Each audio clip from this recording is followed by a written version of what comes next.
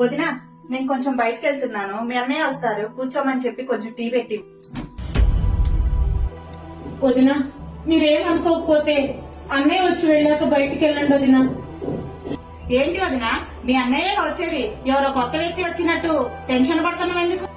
కొత్త వ్యక్తి కాదు వదినా, మా అన్నయ్యే. కానీ ఈ మధ్య అన్నయ్య ప్రవర్తన బాలేదు వదినా. అన్నయ్య వచ్చినప్పుడల్లా అన్నయ్య ప్రవర్తనలో చాలా మార్పు వస్తుంది వదినా. అందుకే నాకు భయం వేస్తుంది. వదినా కాబట్టి ఏం మాట్లాడలేకపోతున్నా. అదే బయట వాళ్ళైతే పళ్ళు రాలగొట్టేదాన్ని. నా భర్త గురించి ఏం మాట్లాడుతున్నావు నువ్వు? మా తమ్ముడు రాని సాయంత్రం నీ సంగతి ఏందో తేలుస్తా. వదినా, నన్ను అర్థం చేసుకోండి. సాటి ఆడదానిలాగైనా ఆలోచించండి వదినా. ప్లీజ్ వదినా. సరే, ఒక పని చేద్దాం వదినా. ఇప్పుడు అన్నయ్య వస్తున్నారంటున్నావు కదా, మీరు ఉండండి. అన్నయ్య ప్రవర్తనలో ఎంత మార్పు వచ్చిందో మీకే అర్థమవుతుంది. మీరు చాటుగా ఉండి చూడండి. అప్పుడు నా తప్పు ఉంటే మీరే శిక్ష వేసినా నేను పడతా వదినా. సరే, చూస్తాను.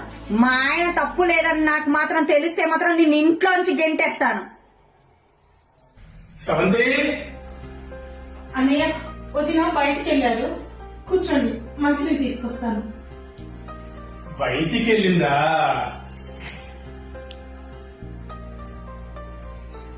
అన్నయ్య, మంచిని తీసుకోండి.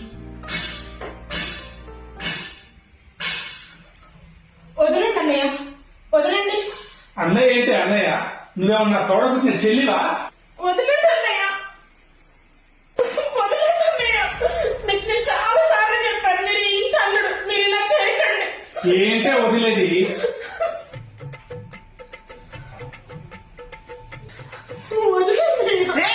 వదలరా నువ్వు? అసలు మనిషివేనా నువ్వు? నీలాంటోడి గురించి నా మరదలు అన్ని విషయాలు చెప్తే నేను అస్సలు నమ్మలేదు. నీలాంటోడా నిన్ను నమ్మింది? వారి వరుస లేని కుక్క. నీలాంటి వాళ్ళ వల్లనే కదరా కుటుంబాలన్నీ విడిపోతున్నాయి. నీచుడా. శ్రవంతి, సారీ శ్రవంతి. ఇలాంటి తప్పు ఇంకెప్పుడు చేయను శ్రవంతి.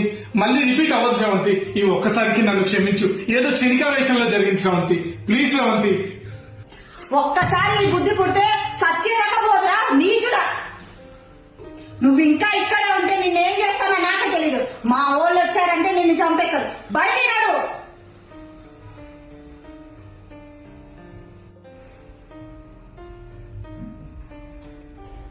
సారీ వదినా, మా ఆయన ఇట్లాంటోడని నేను అస్సలు అనుకోలేదు. ఏదో పుట్టింట్లో 4 రోజులు ఉందామని వస్తే ఇలా చేస్తాడని అనుకోలేదు వదినా. నన్ను క్షమించొదినా.